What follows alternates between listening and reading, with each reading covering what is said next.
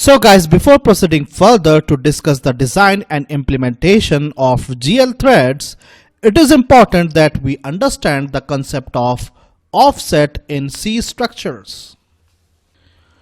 So you may already be familiar with this, so you can simply skim through this lecture, and if you are not familiar, then this lecture will be very useful to you. So let us start with the question. Write a C macro which computes the offset of a given field in a given C structure. So let us discuss this with the help of an example. For example, suppose you have the following structure which has the following 4 fields. Now, if you create an object of this structure using malloc, then the memory footprint of object of this structure in the memory would look something like this. You can see that the name field is 30 bytes long, whereas the salary field is 4 bytes long. So we assume that unsigned int is 4 bytes. Similarly, the designation is also 30 bytes long, and the employee ID is again 4 bytes long. So you can see the following table shows the size of each field as well as the offset of each field of this C structure. So you can see that the second column represents the size of each field, which I have already shown you. The offset of each field is actually the number of bytes that particular field is away from start of the object. For example, suppose the second field, that is the salary field, is 30 bytes away from the start of this object. So for example, suppose the starting address of this object is 1000, right? So the starting byte of the salary field will be 1038th byte, right? So the offset of the salary field is the number of bytes this field is away from the start of the object.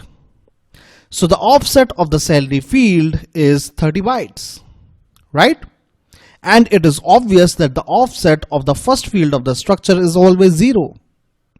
Similarly, the offset of the field designation is 34 bytes, and the offset of the field employee ID will going to be 64 bytes. Now the question is that you need to write a generic macro which computes the offset of a given field in a C structure. So now you can pause a video here and attempt to write a macro by yourself.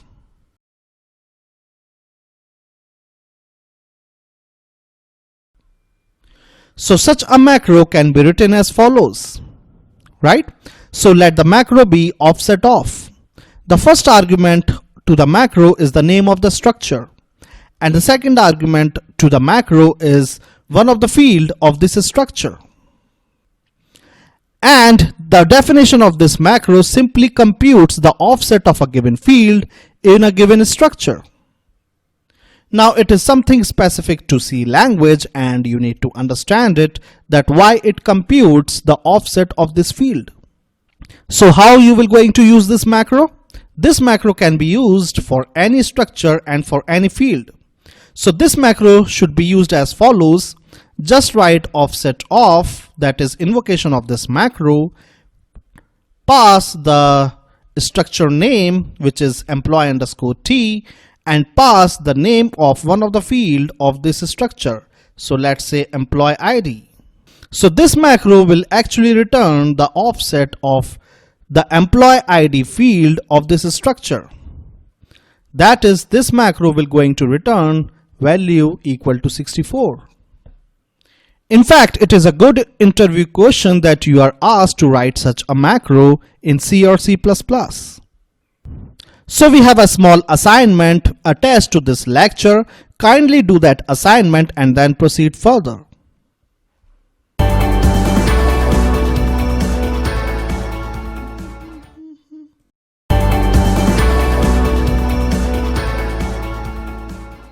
So guys, in order to practice the concept of offset, we have a small exercise in this lecture.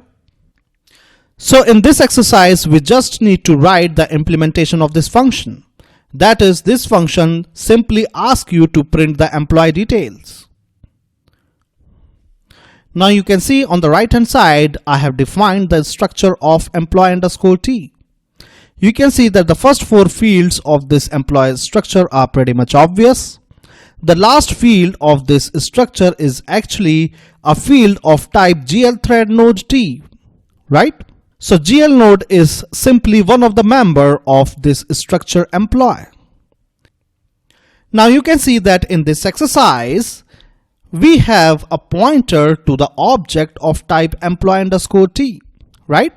So just assume that we have a pointer which points to the object of type employee. And in the second line, we are simply invoking a function which should print the employee details. But notice that the argument to this function is actually the address of the last member of this employee structure. That is the address of this GL node. So you have to provide the implementation of this function which actually prints the rest of the four fields of this employee structure. That is name, salary, designation, and employee ID. The argument to this function is the address of the last field of this structure employee.